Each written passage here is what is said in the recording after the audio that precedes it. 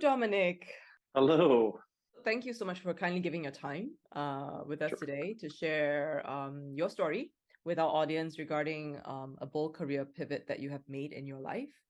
Dominic and we go back also a long way. We go back a long way. We do. And I remember when I first met you, you had joined our engineering team.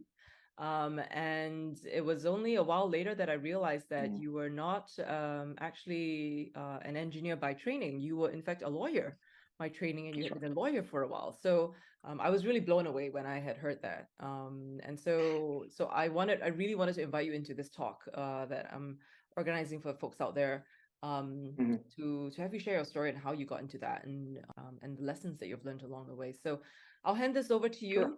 And let you maybe do a bit of a self-intro.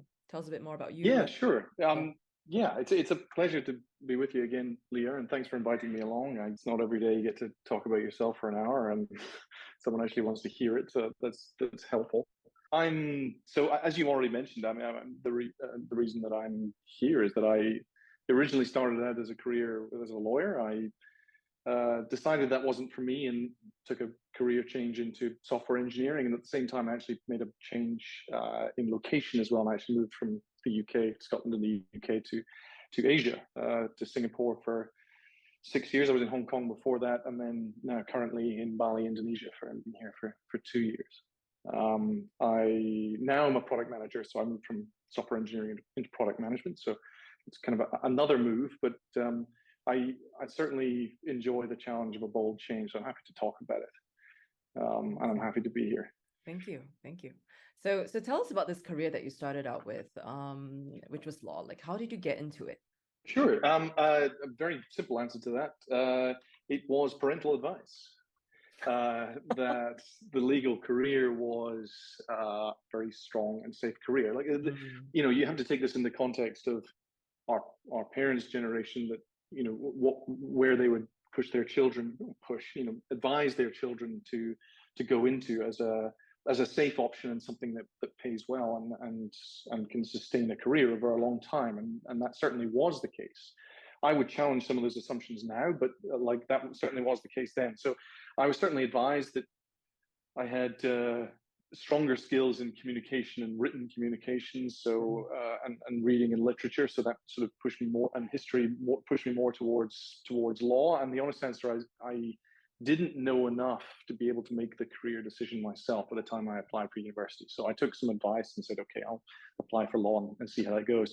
I remember getting asked the question of what I actually wanted to do, and I said I wanted to be a paleontologist. Oh, wow.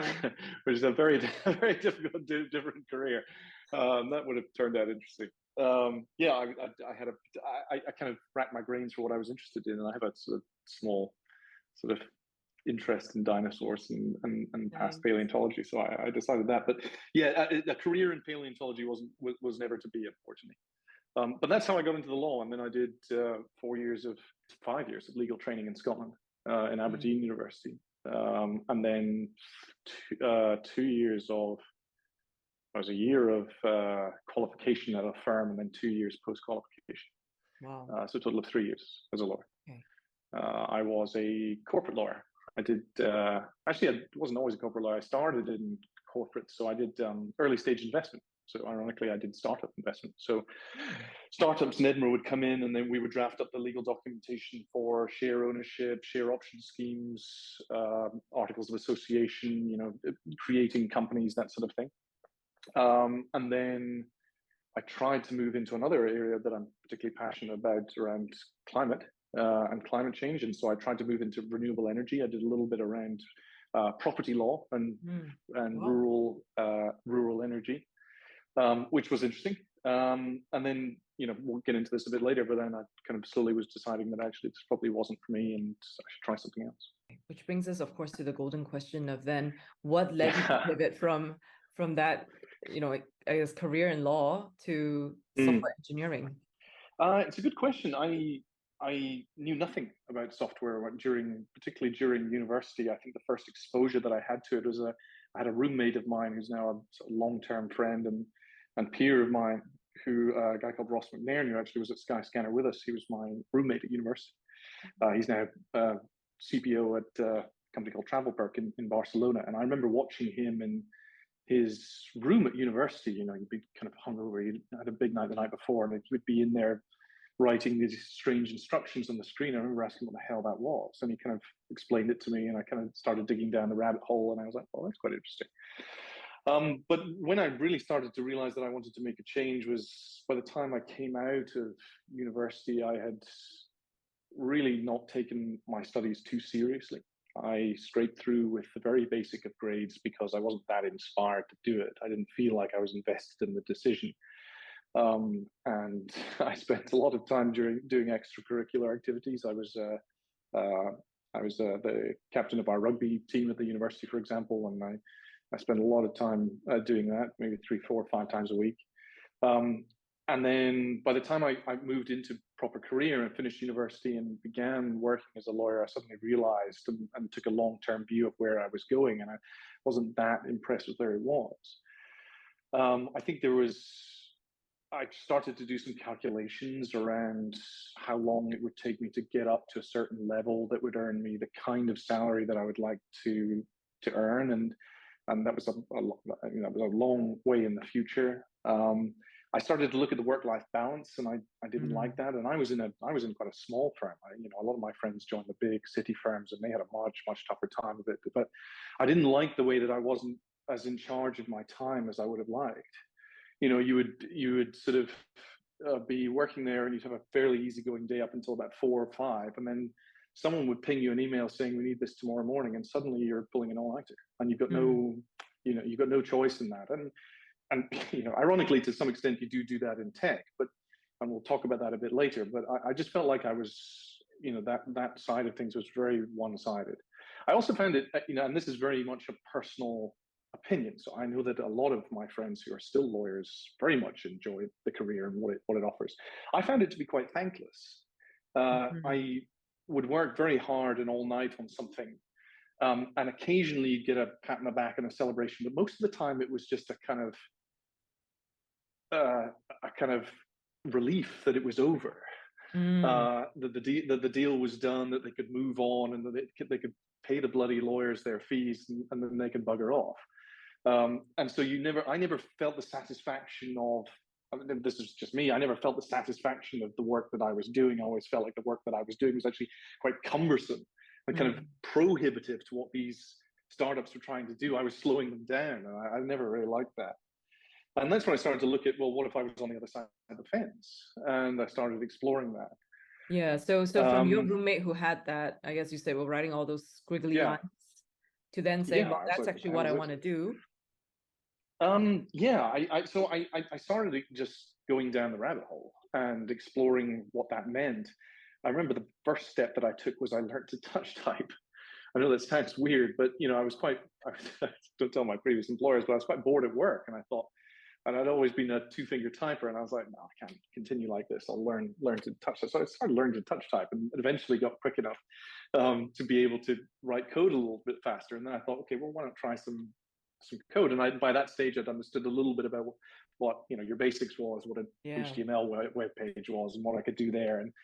And then I started to look seriously at that as a career, and I sort of started to run the numbers on it, and I saw, you did some reading around it, and you were like, the supply and the demand here works very much in the favor of engineers. There are not enough engineers. There is a huge demand. These engineers were, as far as I could tell, were getting paid very well. And they were building exciting things. And I thought, wow, that sounds amazing. I'd love to try that out. So I just started experimenting in the evening with some free courses. And we'll get into this a bit later, but then started setting myself some targets of what I could do and how I could learn this, so I could make a decision about whether I wanted to do this as a career. And started with, can I write an HTML web page? And of course, you find out quite quickly everyone can do that. And then you start looking at, well, can I write a dynamic web page? Can I write a function? Can I put something on the internet? Even as basic as started to dig into what the internet was. How did it work? How did it function? And then once you go down there, it started to really tickle my interest. And I thought, right, I need to try and make this a career. I need to try and make this into something that I do. that then inspired conversations with people who were in the industry. I started to look out for engineers in Edinburgh, Scotland, where I was, and talk to them about their experiences, what it meant, start to talk to those who were in the industry, networking events. I went to a couple of hackathons, for example. I didn't do shit. I couldn't really code at the time, but I could help out with some of the business side of things, and you could write an occasional bit of HTML. So I kind of went along to those, and then I started just to get a taste for it, and then and then you pull that out further, and then I don't know how deep you want to go, but I started to look at salaries and how this would work financially, and whether this was something that would work for me. And then then when you get into that stage, you then start thinking practically about how that can work with your current career, because obviously the biggest risk for everyone is, how do I hold down a solid job and try and tackle this? And the answer is, it's not easy. And so I started to get up earlier in the mornings. It was actually lovely, because it inspired a bit of motivation in me to get up early, to stay up late, to really work hard at trying to find it, because I started seeing this as my way out of a career that I didn't want to be in. And it started to really drive me that way, where I was like, okay, this could be the shot that I need to get out of this. And so I stayed up late. I got up early in the mornings. I went to hackathons at the weekends, and really, I still sucked. And so by that stage, I then started thinking, well, I need to ramp this up. If I'm going to do this seriously, I need to stop being a sort of night owl noob coder, and I started having conversations with my bosses at my work to see if I could try and make this fit into law. And I said, look, I can become a kind of technology lawyer guy, and we kind of explored that option. None of the options really, by the end of it, were really doing it for me. I came very quickly to the conclusion that if I was going to do this, I would need to make a clean cut and focus all of my effort on this. Like, it's not something that I could learn on the side. Although I didn't think that. A lot of people can do that. I didn't think I could do that. It's something that I've learned with the benefit of hindsight through a number of these changes, is that I operate best on a task if I focus everything on it, not just a bit of it.